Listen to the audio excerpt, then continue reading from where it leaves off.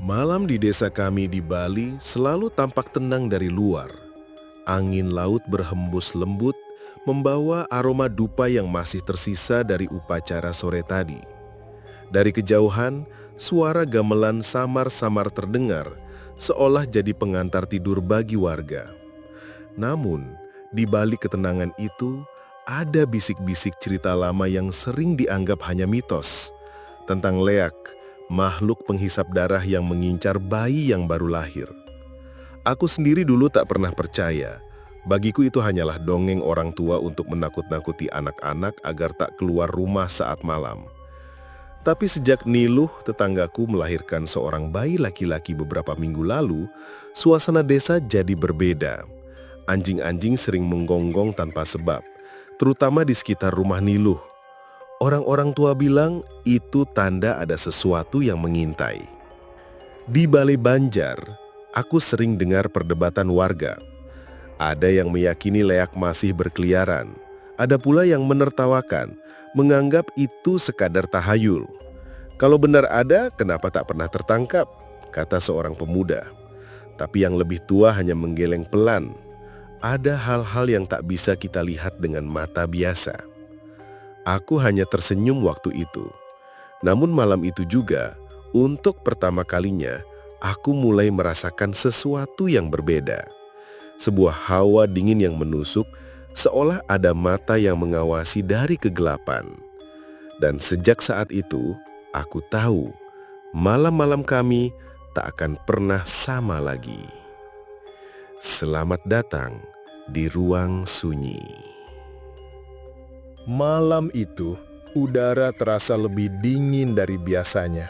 Aku baru saja mematikan lampu di teras ketika suara gonggongan anjing tiba-tiba terdengar keras dari arah rumah Niluh. Gonggongan itu panjang, berulang, dan terdengar penuh amarah. Bukan seperti gonggongan biasa saat ada orang lewat. Aku berhenti sejenak di ambang pintu, tubuhku merinding. Rumah Niluh berada tepat di seberang jalan kecil dari rumahku. Dari jarak itu aku bisa melihat samar cahaya lampu minyak dari jendela kamarnya. Sesekali bayangan tubuh Niluh yang menggendong bayinya terlihat lewat, berusaha menenangkan tangisan kecil yang pecah di tengah malam itu. Aneh, gumamku lirih. Karena di saat yang sama, aku mendengar sesuatu. Suara ngik, ngik, ngik, seperti kuku yang menggaruk pelan di atas genteng. Suara itu tidak keras, tapi cukup untuk membuat bulu kuduku berdiri. Tak lama kemudian, pintu rumah Niluh terbuka. Wayan, suaminya, keluar dengan wajah gelisah. Ia memegang sebilah kayu di tangannya, matanya awas menatap sekeliling. "Ada yang aneh, Yan?" tanyaku setengah berbisik dari teras. Wayan menoleh, sedikit terkejut menyadari aku memperhatikannya. "Kau dengar juga?" katanya. "Ada suara di atap. Dari tadi anjing tak berhenti menggonggong." Aku mengangguk pelan. "Iya, aku dengar. Seperti ada yang menggaruk genteng." Wayan menghela napas keras, lalu melangkah ke pekarangan rumahnya.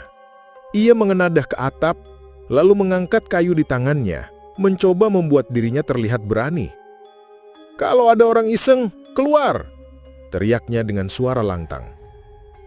Tapi yang terdengar hanya angin malam yang berhembus membawa bau dupa yang samar bercampur dengan aroma lembab tanah basah. Gonggongan anjing semakin kencang, kali ini terdengar dari 3 arah berbeda, seakan semuanya menyoraki rumah Niluh. Dari dalam rumah, suara Niluh terdengar panik. "Wayan, cepat masuk! Bayi terus menangis, aku takut!" Suaranya bergetar, terdengar jelas bahkan dari tempatku berdiri. Aku maju beberapa langkah ke arah pagar rumahnya. "Wayan, mungkin sebaiknya kau masuk dulu. Jangan biarkan Niluh sendirian." Wayan terlihat bimbang. Matanya masih menatap genteng. Tapi akhirnya ia menurunkan kayunya, menoleh kepadaku. Aku tidak lihat siapa-siapa. Tapi rasanya ada yang mengawasi." Aku menelan ludah. Perasaan itu juga kurasakan. Dari kegelapan di sekitar rumah, seolah ada mata yang berkilat mengintai. Tak terlihat wujudnya, tapi hawa dingin dan berat terasa menekan dadaku. Wayan buru-buru masuk kembali ke rumahnya, menutup pintu rapat-rapat. Suara bayi makin kencang menangis, seperti merasakan sesuatu yang tak terlihat.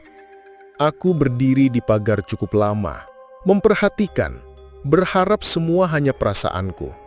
Tapi suara ngik, ngik, ngik itu terdengar lagi. Kali ini lebih jelas, seperti dari ujung atap paling dekat dengan jendela kamar bayi. Aku mundur perlahan, tubuh gemetar. Dalam hatiku, teringat ucapan orang-orang tua di Balai Banjar sore tadi. Leak suka mengincar bayi baru lahir. Mereka akan mendatangi rumahnya. Biasanya dimulai dengan suara aneh di genteng atau anjing yang menggonggong tanpa henti.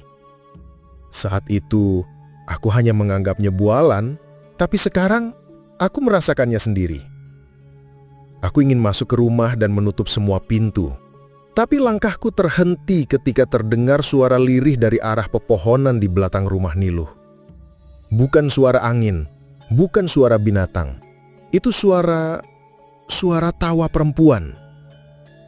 Lirih, panjang, seakan mengejek. Hihihihi. Aku menahan napas. Jantungku berdetak keras di telinga. Suara itu jelas bukan berasal dari manusia normal. Rasanya terlalu dingin, terlalu menusuk, membuat seluruh bulu kuduku berdiri. Dari balik jendela, Niluh berseru, kali ini lebih keras. "Wayan, jendela ini bergerak sendiri, tolong cepat." Aku melihat Wayan berlari ke arah jendela dari dalam, berusaha menutupnya rapat. Bayinya menangis makin keras, suara tangis yang bukan sekedar lapar atau kaget. Tangis itu seperti jeritan ketakutan. Aku bisa melihat kain penutup bayi yang diayun Niluh tiba-tiba basah pada bagian ujungnya, padahal tadi jelas kering. Ia mengangkat kain itu dengan wajah bingung, lalu mendekatkannya ke hidung. Seketika ia berteriak histeris, "Amis! Bau amis sekali! Dari mana ini?" Aku tak sempat berpikir panjang. Tanganku gemetar saat berpegangan pada pagar bambu. Tubuhku ingin segera berlari ke dalam rumah. Tapi langkahku terhenti. Dari atap rumah, terdengar lagi suara itu. Kali ini bukan sekedar garukan, tapi dentuman pelan, seperti sesuatu yang sangat berat sedang bergerak di atas genteng. Duk, duk, duk. Anjing-anjing menggonggong makin keras, hampir menyalak putus-putus, seakan melihat sesuatu yang aku tak mampu lihat dengan mata telanjang. Aku mendongak dengan hati-hati, mencoba mencari bayangan di atas atap. Tapi kegelapan malam dan temaram lampu minyak membuatku hanya bisa melihat samar. Sesuatu bergerak cepat melintas. Rambut panjang, berantakan, berkibar tertiup angin. Tubuhku kaku di tempat. Aku ingin berteriak, tapi suaraku tercekak. Wayan akhirnya membuka pintu dan berteriak padaku. Wajahnya pucat pasi. "Cepat masuk, bantu aku! Ada sesuatu di atap!" Aku tak perlu diminta dua kali. Dengan langkah tergesa aku masuk, ikut membantu menutup semua jendela dan pintu rapat-rapat. Niluh duduk di sudut kamar mengguncangkan bayinya sambil menangis, wajahnya penuh ketakutan. Aku tak kuat lagi, Yan. Kalau benar itu Leak, bayi kita bagaimana?" Wayan mencoba menenangkannya, meskipun suaranya sendiri bergetar. "Tenanglah, Luh. Mungkin hanya binatang." Aku menatapnya tajam. "Binatang apa yang bisa membuat kain basah dengan bau amis? Kau sendiri tahu jawabannya." Ruangan menjadi hening sejenak. Hanya suara tangisan bayi yang terdengar, menyayat hati. Lalu, dari luar jendela, terdengar lagi suara itu. Tawa lirih semakin jelas. Hihihihi. Aku dan Wayan saling pandang. Wajah kita sama-sama pucat. Niluh menutup telinganya dengan kain, mengguncangkan bayinya makin erat. Malam pertama itu menjadi awal dari sesuatu yang tak lagi bisa kami anggap sekedar mitos.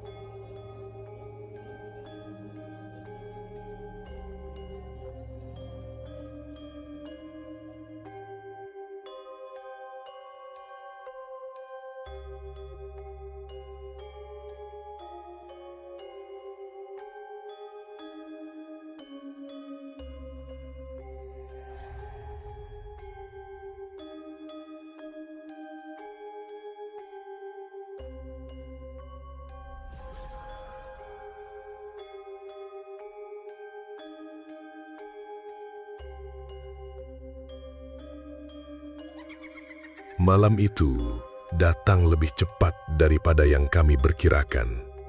Angin yang berhembus sebelumnya kini berubah menjadi semburan dingin yang menusuk kulit, membawa aroma anyir yang membuat perutku mual. Cahaya bulan tertutup awan tebal, meninggalkan desa kami dalam gelap hampir total. Aku duduk di teras rumah Niluh, menatap rumahnya dari jarak aman, mencoba menenangkan diri meski ketegangan di dadaku tak tertahankan. Tiba-tiba, suara langkah berat terdengar dari atas genteng. Duk, duk, duk.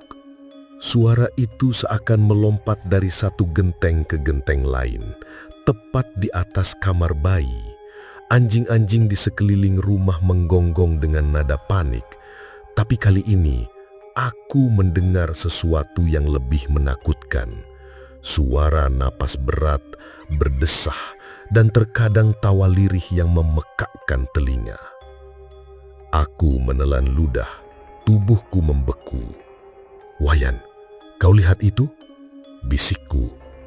Wayan yang berdiri di samping Niluh menatap ke arah atap. Matanya melebar, tangan yang memegang kayu hampir kehilangan grip. Aku tidak percaya ini nyata," jawabnya tergagap. "Tapi itu ada sesuatu di atas sana." Niluh menutup mata bayinya dengan kain sambil menggumam doa. Tangannya gemetar. "Tolong, jangan ambil dia. Jangan." Aku menunduk, mencoba menenangkan diri, tapi sesuatu memaksa mataku menengadah ke arah jendela kamar bayi. Dari sana aku melihat bayangan hitam panjang melayang perlahan di atas atap. Rambut panjang yang kusut berkibar-kibar menutupi wajahnya. Sejenak aku menahan napas.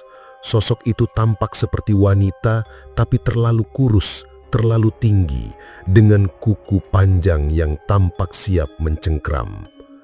"Leak," bisikku hampir tak terdengar. Sosok itu menoleh ke arah jendela dan aku merasa tatapannya menembus ruang, menembus jiwa. Matanya merah menyala. Dalam gelap yang hampir pekat itu, lidahnya menjulur keluar, menjalar dan bergerak seakan ingin menyentuh bayi di dalam rumah. Niluh menjerit, mengguncangkan bayinya. Jangan ambil dia." Suaranya pecah. Tangannya seperti berdoa. Wayan, meski wajahnya pucat, mencoba melangkah maju. "Jangan dekat, tunggu aku," serunya. Tapi aku tahu itu sia-sia. Sosok itu tak seperti manusia biasa. Tiap langkahnya di atas genteng tak menimbulkan suara keras, hanya getaran samar yang membuat bulu kuduk merinding. Aku maju perlahan, tetap berjaga di sisi Niluh. Tanganku gemetar saat mencoba membuka jendela lain untuk melihat dengan lebih jelas. Dan saat itulah sosok Leak mencondongkan tubuhnya lebih rendah. Lidahnya menjulur ke celah jendela yang tertutup setengah. Bau amis menusuk hidung, begitu kuat sehingga aku hampir tersedak. Niluh menangis histeris, menundukkan bayi ke dadanya, berusaha menahan makhluk itu menjangkau. "Tuhan, tolong lindungi dia," teriaknya. Aku menatap Wayan yang wajahnya pucat pasi, tubuhnya gemetar. Kita harus, tapi aku sendiri tak tahu harus bagaimana. Kayu di tangannya terasa tipis melawan sesuatu yang bukan manusia. Bayangan itu melayang mendekat dan untuk sekejap aku melihat jelas bentuk wajahnya. Kulit pucat, mata merah menyala, rambut panjang menutupi sebagian wajah. Lidahnya bergerak cepat, lidah panjang menjulur ke arah jendela dan kuku-kuku tajamnya menekuk, siap mencengkram bayi. Aku menahan napas, tubuhku kaku. Niluh memeluk bayinya lebih erat, tubuhnya berguncang hebat. Wayan mencoba menahan pintu jendela, tapi sosok itu menekan dengan kekuatan yang tak terlihat. Jendela bergetar, rapat kayu berdecit keras. "Yan, tolong teriak Niluh, suaranya pecah. Aku melangkah maju, mencoba menahan sosok itu dari luar. Tanganku menahan genteng, berusaha mendorongnya agar tidak menjulur lebih jauh. Bau amis semakin menusuk, seolah mengisi seluruh ruangan, membuat perutku mual. Sosok itu menatapku, dan aku bisa merasakan kebencian yang tak bisa dijelaskan. Tawa lirih kembali terdengar, lebih panjang, lebih menyeramkan. Hi hi hi hi hi. Bayiku menangis keras, suara itu terdengar menyayat hati, seperti jeritan ketakutan yang tak bisa dihalangi. Niluh menangis histeris, wajahnya pucat, tubuhnya gemetar. Wayan menunduk, hampir putus asa. Aku tahu kami bertiga tak mampu melawan makhluk itu dengan kekuatan manusia biasa. Kemudian sesuatu terjadi yang membuatku nyaris pingsan. Kain penutup bayi tiba-tiba terangkat sendiri, basah, berbau amis, dan seketika sosok leak menarik tubuhnya mundur, menempel pada genteng di atas. Lidahnya menjulur, tapi tidak mengenai bayi. Angin kencang berputar di sekeliling rumah memadamkan lampu minyak. Suara tawa itu makin keras, terdengar dari seluruh penjuru halaman. Kami bertiga menunduk di lantai, napas terengah-engah, tubuh kami bergemetar, hati kami terasa remuk. Sosok itu berdiri sebentar di atas atap, tubuhnya kurus, rambut panjang berkibar, mata merah menyala menatap langsung ke arah bayi. Lalu seketika ia menghilang, lenyap ke kegelapan malam tanpa jejak. Niluh menunduk, memeluk bayinya erat-erat, tubuhnya masih berguncang hebat. Tidak lagi, jangan lagi, bisiknya. Wayan menatap langit, wajahnya masih pucat. Kau lihat kan, itu nyata, Yan. Itu bukan cerita orang tua lagi. Aku mengangguk pelan, tubuhku masih bergemetar. Aku juga tidak percaya, tapi sekarang aku tahu ini nyata. Leak itu benar-benar ada. Kami bertiga duduk di lantai kamar bayi, masih menahan napas, sementara malam yang dingin itu terus menyelimuti rumah kami. Aku tahu ini baru permulaan. Sosok itu akan kembali. Dan malam itu, ketakutan menjadi sahabat kami yang paling nyata. Malam-malam berikutnya di rumah Niluh berubah menjadi ujian ketakutan yang tak pernah kami bayangkan. Setiap detik terasa panjang, setiap suara di luar rumah membuat jantung kami melonjak. Bayangan di atap tidak pernah benar-benar pergi. Kadang terdengar langkah berat, terkadang suara tawa lirih yang menembus dinding bambu.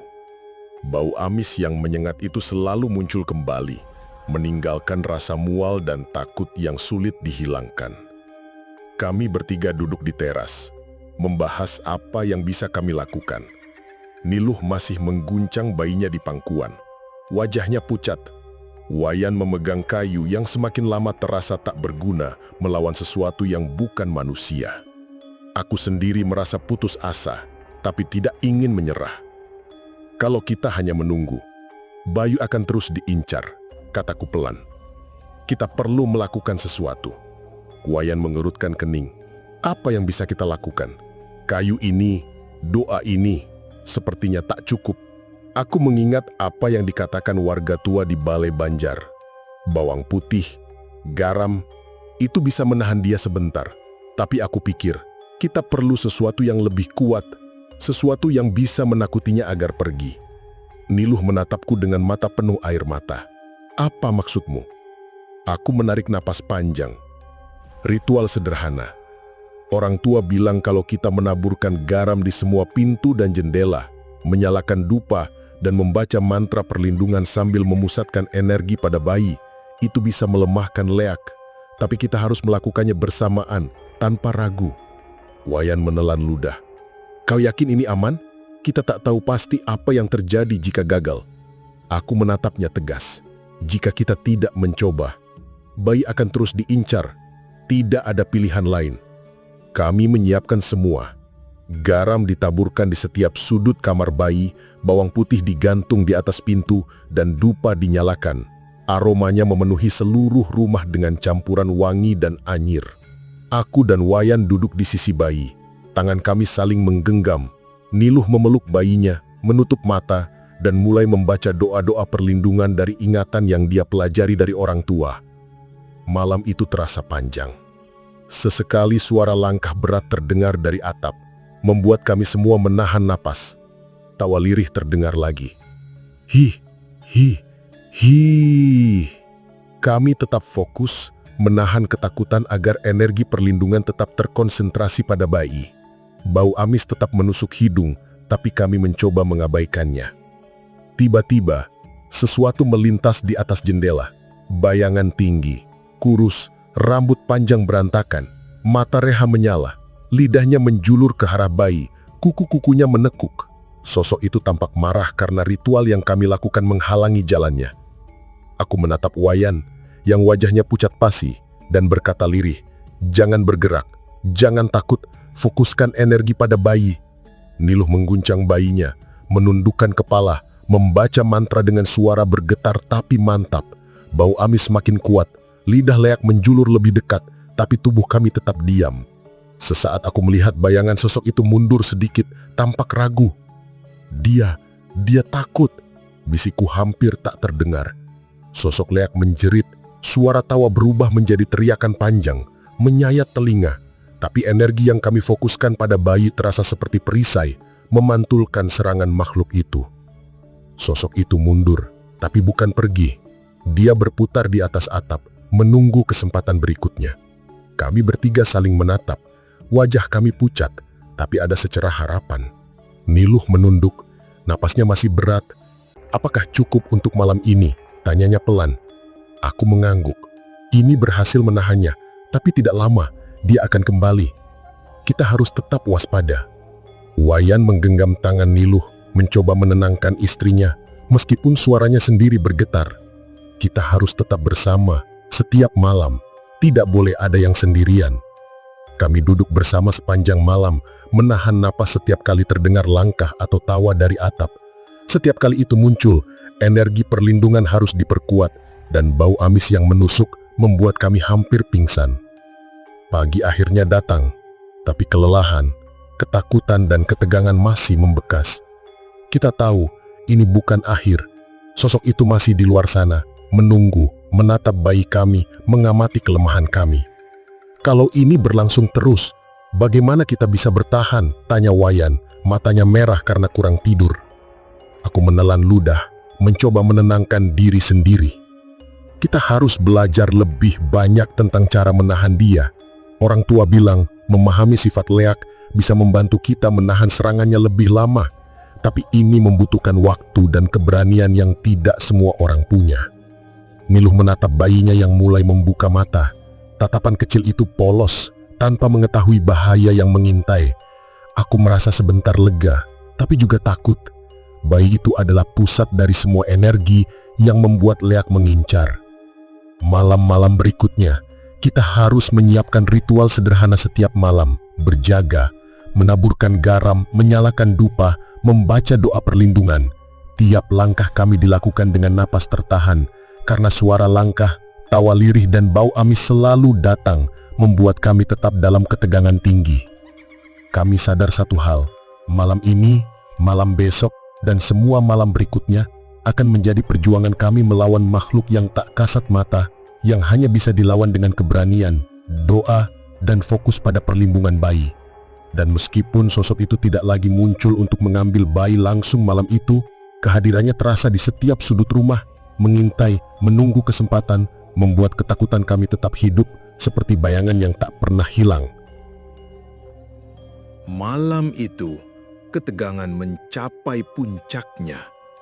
Angin berhembus lebih kencang dari biasanya, menimbulkan suara gemerisik di pepohonan dan dedaunan di sekitar rumah. Bau amis yang menusuk hidung kini lebih kuat, seperti memberi peringatan bahwa Lea semakin mendekat. Kami bertiga berdiri di ruang tamu. Nikluh masih menggenggam bayinya erat. Matanya merah karena menangis dan kurang tidur. Wayan memegang kayu dan minyak dupa. Wajahnya pucat, tubuhnya gemetar. Aku menatap mereka, sadar bahwa malam ini adalah konfrontasi terakhir. Kali ini kita harus hadapi dia, kataku pelan. Tidak ada yang bisa menahan terus-terusan, tapi kalau kita bisa menakutinya sekali, mungkin bayi aman setelah ini. Niluh menggigit bibir, air mata menetes di pipinya. Bagaimana caranya? Aku tak sanggup. Aku meraih tangannya. Kita lakukan sama-sama. Fokus pada bayi, doa, dan garam. Jangan berpikir takut. Biarkan energi perlindungan kita kuat. Wayan menatapku, ragu tapi mengangguk. Baik, kita lakukan. Tidak boleh ada yang lemah. Kami menyiapkan semua.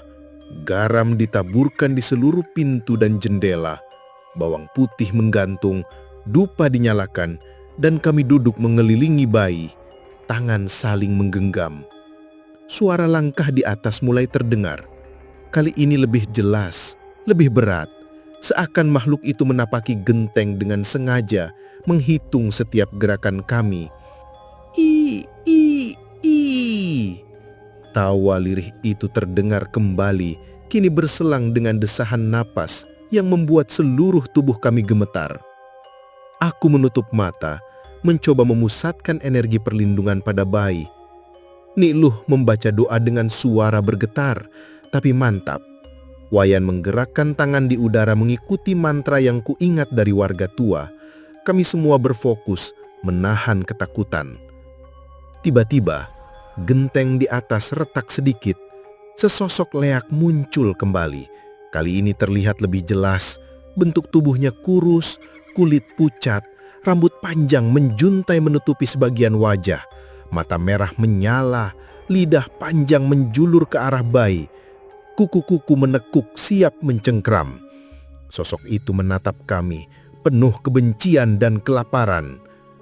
Nikluh menjerit memeluk bayinya erat-erat. Jangan ambil dia. Aku melangkah maju sedikit, berusaha menahan tubuhku agar tidak goyah. Kita harus tetap fokus, jangan lari. Wayan memegang kayu, tapi aku tahu itu tak akan berguna. Sosok leak mencondongkan tubuhnya lebih rendah, siap menjulurkan tangan ke jendela. Bau amis menusuk hidung, membuat perut kami mual dan kepala pusing. Aku menatap mata merah itu, mencoba menyalurkan energi perlindungan sebanyak mungkin ke bayi. Nikluh membaca doa dengan suara bergetar, tapi mantap. Wayan menaburkan garam di lantai, menyapu udara seakan memblokir makhluk itu. Sosok leak menjerit, suara tawa berubah menjadi teriakan panjang, menggema di seluruh halaman rumah. Lidahnya menjulur lebih dekat, kuku-kuku melayang di udara, tapi tiba-tiba ia berhenti. Seakan ada sesuatu yang menahannya, energi perlindungan dari kami bertiga memantul padanya. Kita berhasil menahannya, bisikku, tubuhku gemetar hebat. Tapi sosok itu tidak menyerah. Ia melompat dari genteng, mendarat di tanah dengan suara yang nyaris tidak terdengar. Matanya tetap tertuju pada bayi. Bau amis semakin kuat, seperti menekan kami untuk menyerah. Nikluh menjerit, tubuhnya gemetar hebat, tapi tetap memeluk bayinya. Wayan menggenggam tanganku, menatapku dengan panik. Apakah kita bisa menahannya lebih lama? Aku menarik nafas panjang, memusatkan seluruh keberanian dan energi yang tersisa. Fokus, jangan biarkan rasa takut menguasai kita. Sosok leak mencondongkan tubuh, lidahnya hampir menyentuh bayi, kuku-kuku melayang di udara. Suasana menjadi sangat tegang, udara terasa seperti menekan dada. Aku merasakan jantungku berdetak kencang, nafas terengah-engah. Dan tiba-tiba, sebuah kilatan energi muncul dari tangan Nikluh. Doa yang ia panjatkan seakan berubah menjadi cahaya pelindung yang menutupi bayi. Sosok Leak menjerit, suaranya terdengar lebih panjang dan menyeramkan, tapi tubuhnya mundur perlahan. Mata merah itu menatap kami, penuh kemarahan, sebelum akhirnya ia melompat ke genteng lagi dan menghilang ke dalam kegelapan malam. Kami bertidak terdiam, nafas tersengal-sengal, tubuh gemetar, tetapi ada rasa lega yang perlahan muncul.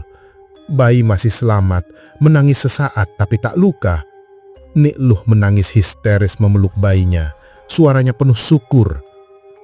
Wayan menundukkan kepalanya, wajahnya pucat tapi mata berkaca-kaca. Kita berhasil menahannya, tapi aku yakin dia akan kembali. Aku mengangguk pelan. Ini baru permulaan, tapi malam ini kita menunjukkan satu hal, kita bisa melindungi bayi. Sekali kita bersatu, doa dan fokus kita cukup kuat untuk menahan makhluk ini. Malam itu kami tetap berjaga hingga fajar, tak berani menutup mata. Kami tahu sosok Leak masih ada di luar sana menunggu kesempatan berikutnya. Tetapi rasa percaya diri kecil muncul bahwa dengan keberanian, doa, dan fokus kami mungkin bisa menahan ancamannya selamanya. Dan malam itu, untuk pertama kalinya, kami merasa mungkin ada harapan. Pagi akhirnya tiba, membawa sinar matahari yang hangat ke rumah Niluh.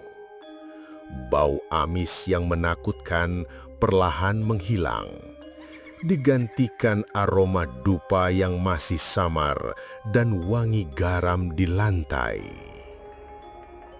Tubuh kami lelah, mata sembab, tapi ada rasa lega yang sulit dijelaskan.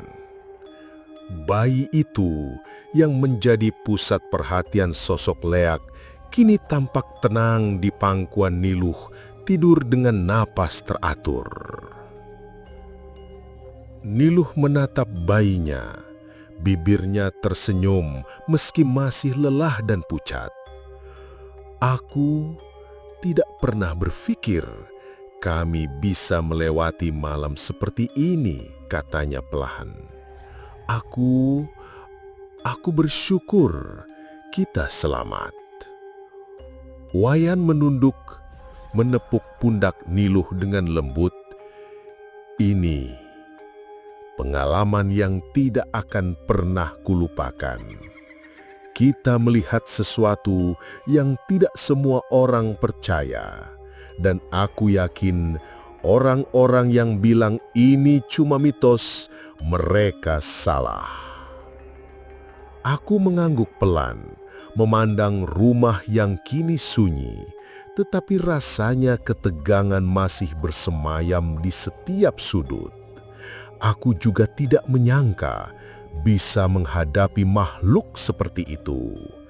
Leak nyata dan mengincar bayi kami. Tapi malam ini kita belajar satu hal: keberanian, doa, dan fokus itu kekuatan kita. Jika kita bersatu, tak ada yang tak bisa kita hadapi. Niluh menatap kami berdua, suara kecilnya bergetar, tapi mantap. Kita harus tetap berjaga. Tapi aku tahu, selama kita bersama, tidak ada yang bisa mengambil bayi ini. Wayan mengangguk, dan bagi siapapun yang menonton ini, percayalah, jangan remehkan cerita orang tua. Ada hal-hal yang tidak terlihat mata, tapi nyata. Apakah kalian pernah mengalami sesuatu yang tidak bisa dijelaskan? Tulis pengalaman kalian di komentar, kita ingin tahu. Aku tersenyum tipis. Malam ini kami selamat, tapi Leak tetap di luar sana mengintai. Dan percayalah, kisah seperti ini tidak hanya berhenti di satu rumah. Tetap waspada, Tetap berdoa dan jangan pernah meremehkan kekuatan yang tak terlihat. Dan meski sinar matahari menerobos jendela bambu, bayangan malam itu masih terasa di hati kami. Leak mungkin pergi untuk sementara, tapi rasa takutnya tetap hidup mengingatkan kami bahwa dunia ini penuh misteri yang tak dapat dijelaskan. Nantikan kisah mencekam berikutnya hanya di Ruang Sunyi.